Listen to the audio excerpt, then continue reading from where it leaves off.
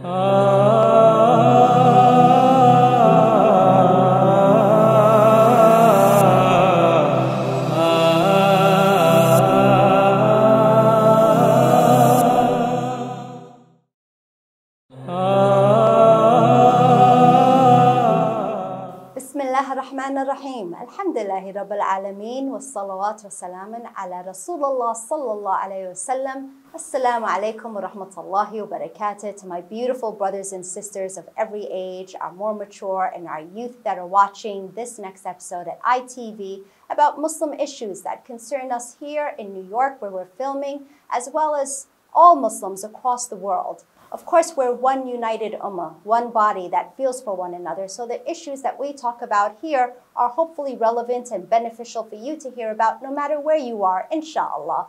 My name is Afaf Nasher. I'm a lawyer here in New York City, and I'm also the executive director for this amazing civil rights organization called CAIR-NY, CAIR-NY. And CAIR-New York stands for the Council on American Islamic Relations, New York chapter. We're a family of civil rights organizations that are all across the United States. And each chapter is located in a specific state where they handle issues that are important to your Muslim brothers and sisters here locally. Now, CAIR in general also advocates for many Muslim-led issues that are of concern all around the world. But the majority of what we focus upon are issues that relate to Muslim Americans, because here we are in a land that's not necessarily Islamic, but you have so many Muslims. Here in New York City alone, we have maybe 1 million Muslims or more in this city. And in New York State, we have even more than that. And of course, in the country, even more than that. So with all these Muslim brothers and sisters here in America and across the world, what are some issues that we'd like to talk about, bring to your attention, and remind ourselves about? Well, one issue that we all face is immigration.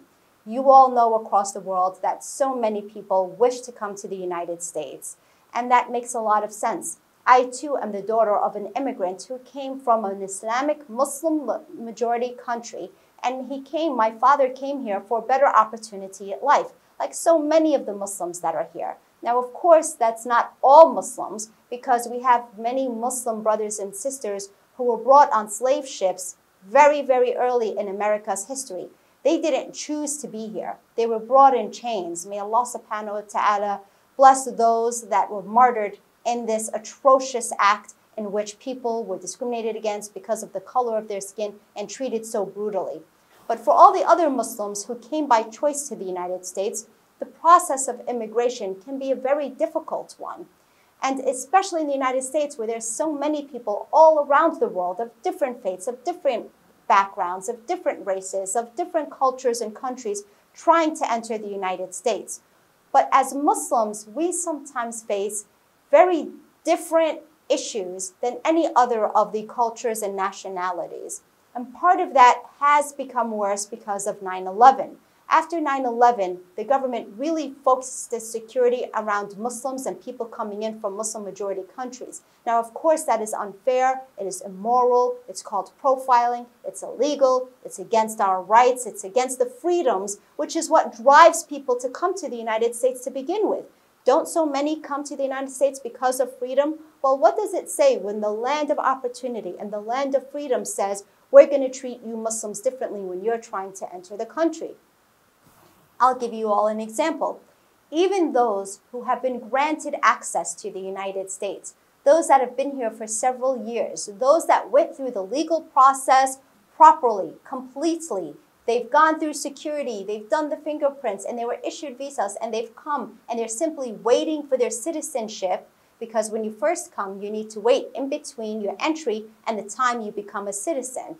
So even though they've done everything right, we have had numbers of cases in which Muslims from different countries, from Bosnia and Uzbekistan and Arab countries and Southeast Asian countries, who unfortunately, just when they're about to go to the very last step and do their oath ceremony, which is the last step to become a United States citizen, they get a call or an email that tells them that their oath ceremony has been canceled.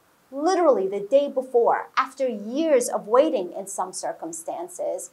And many of those Muslims don't understand why, because no reason is given. And we know, of course, as an organization that fights for Muslim rights here, that it has to do with the fact that they are Muslim, that they're coming from a Muslim majority country. It's because of their Islamic identity. In many of those cases, we've seen Muslim brothers and sisters wait for weeks, then months, even years in some cases, for another scheduled opportunity to go through the last step to become a United States citizen. And sometimes very sad things happen in the time that they're waiting. Their families are separated. We've had people who tell us we've got elderly parents that have passed away and we weren't able to travel to go see them because of the policies that are targeting us as Muslims in the immigration process. And what we have had to do often is actually sue the United States government agency that's holding back their ability to become Muslims. So we've had to sue USCIS, which is the United States Customs and Immigration Services Agency.